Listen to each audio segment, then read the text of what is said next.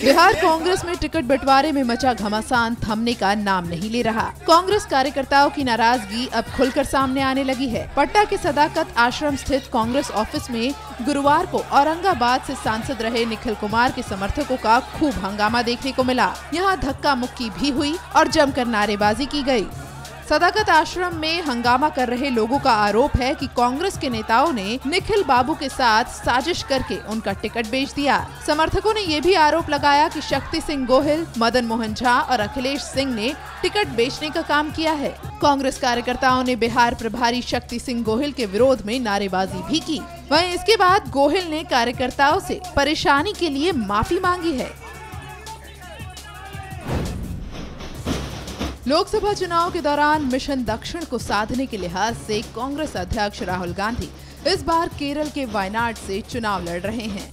इसी के तहत कांग्रेस अध्यक्ष ने वायनाड से अपना पर्चा भरा। उनके साथ कांग्रेस महासचिव और उनकी बहन प्रियंका गांधी वाड्रा भी मौजूद रहीं। नामांकन करने के बाद कांग्रेस अध्यक्ष ने रोड शो भी किया। वायनाड की सड़कें कांग्रेस कार्यकर्ताओं से भरी दिखाई दी। नामांकन के बाद राहुल गांधी और प्रियंका गांधी के रोड शो के दौरान कार्यकर्ताओं का हुजूम उमड़ पड़ा। रोड शो के बाद राहुल गांधी ने मीडिया से बातचीत भी की और इस दौरान प्रधानमंत्री नरेंद्र मोदी, बीजेपी और संघ पर खूब हमला बोला। देखिए, मेरा लक्ष्य मैसेज देने का था। साउथ इंडिया में फीलिंग है, तमिलनाडु में, केरला में, कर्नाटक में, कि जिस प्रकार से सरकार काम कर रही है, जिस प्रकार से नरेंद्र मोदी जी आरएसएस काम कर रहे हैं,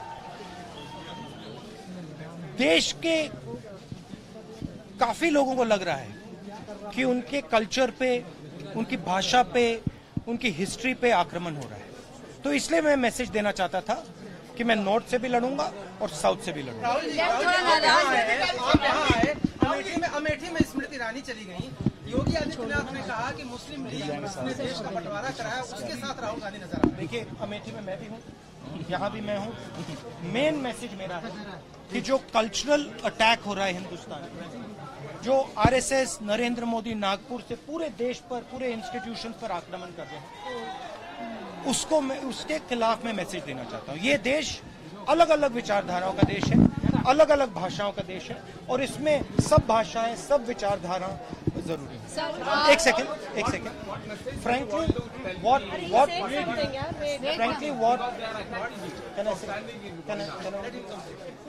what Mr. Narendra Modi says, what Mr. Yogi says is frankly not my concern.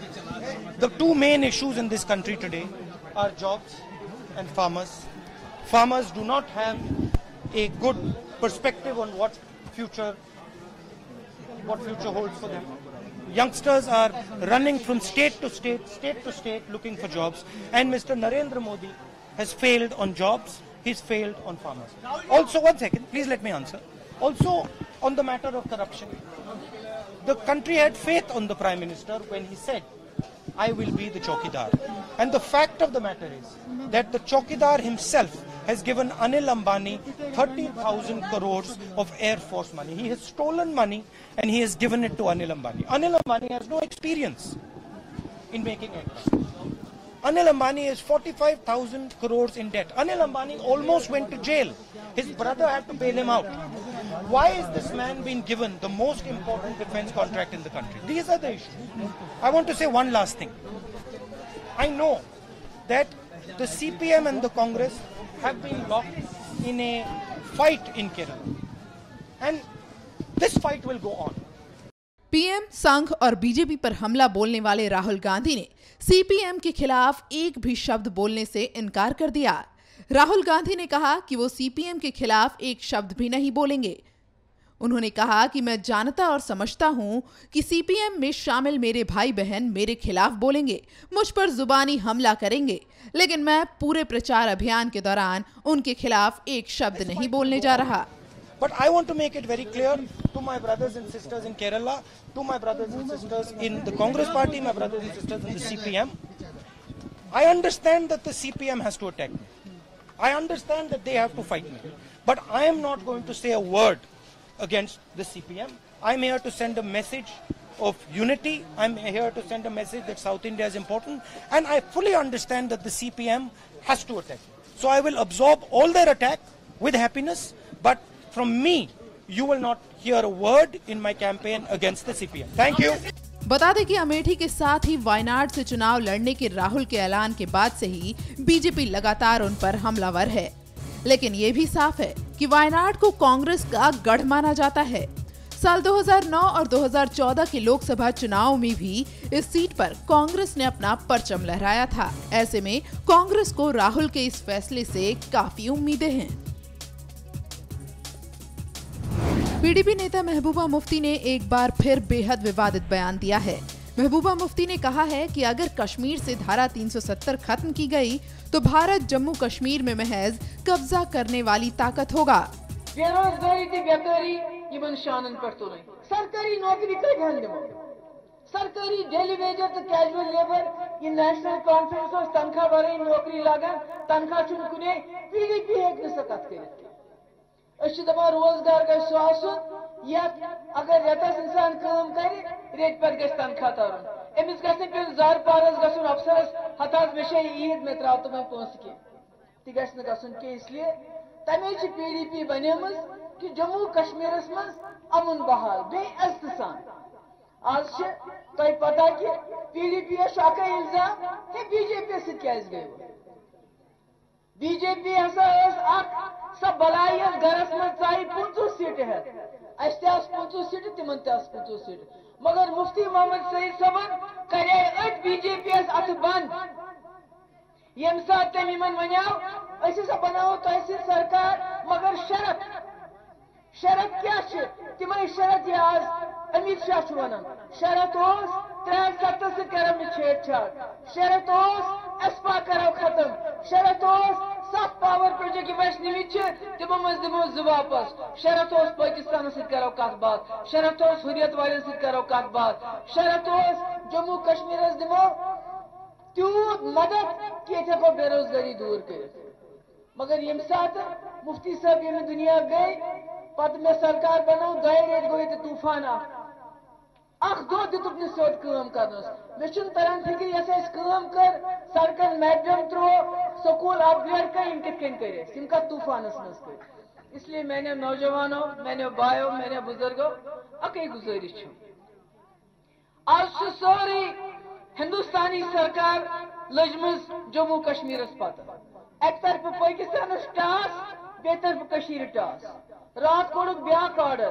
कि हफ्तस मज दोन नसा पकी न सिविल ट्रैफिक सिर्फ पकन आर्मी तो सिक्योरिटी फोर्सन हज गाड़ी मे वन तो बेमार मे वन तो कशु तकलीफ कशर हक ये मज रोज ये करना सोरे वही दिल पे ना सारी आर्डर इसलिए कुन करो कल अमित शाह साहब कहते हैं पीडीपी ने कहा एसपा खत्म करो इसलिए हमने सरकार खत्म की अमित शाह साहब आप भूल गए 2 महीने आप लोगों ने मुफ्ती साहब के पांव पकड़े कि हमारे साथ सरकार बनो और मुफ्ती साहब ने शर्तें रखी और वो शर्तें थी 370 की हिफाजत आपने हाँ की वो शर्त थी एसपा खत्म करना आपने हाँ की वो शर्त थी पाकिस्तान से बात करना आपने हाँ की वो शर्त थी हुर्रियत से बात करना आपने हाँ की वो शर्त थी जम्मू कश्मीर के पावर प्रोजेक्ट वापस करना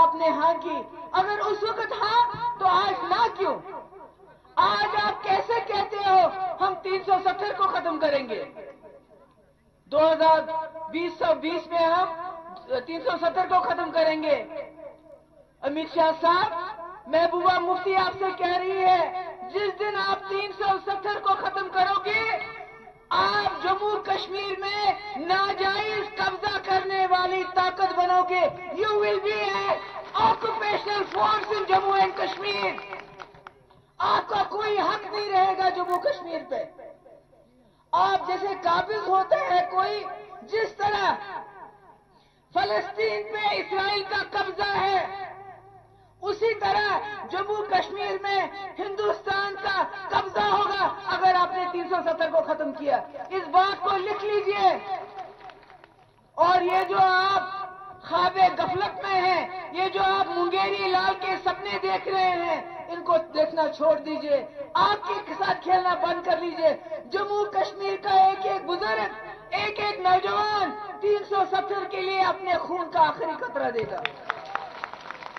और जिस वक्त आपने उसको हाथ लगाया तो आपको जम्मू कश्मीर के ऊपर जो आपका हक है वो आपके नाजायज कब्जे में तब्दील हो जाएगा और फिर आपको जम्मू कश्मीर में पांव धरने की जगह नहीं मिलेगी। चुनाव आते ही नेता जनता के बीच जाकर खुद को उनसे जोड़ने की कोशिश में भी जुट जाते हैं और इस बार कई ऐसे नेताओं का बेहद अनोखा अंदाज भी देखने को मिल रहा है। फिलहाल जो वीडियो वायरल हो रहा है वो है बिहार के नेता प्रतिपक्ष तेजस्वी यादव का, जो बुधवार को अपने पिता लालू प्रसाद यादव के स्टाइल में नजर आए।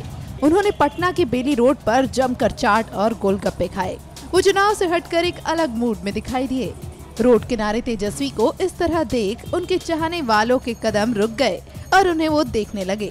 बता दें कि लालू प्रसाद भी अपने शासनकाल में इसी तरह निकलते थे और खासकर डाक बंगला चौराहे के पास पान जरूर खाते थे।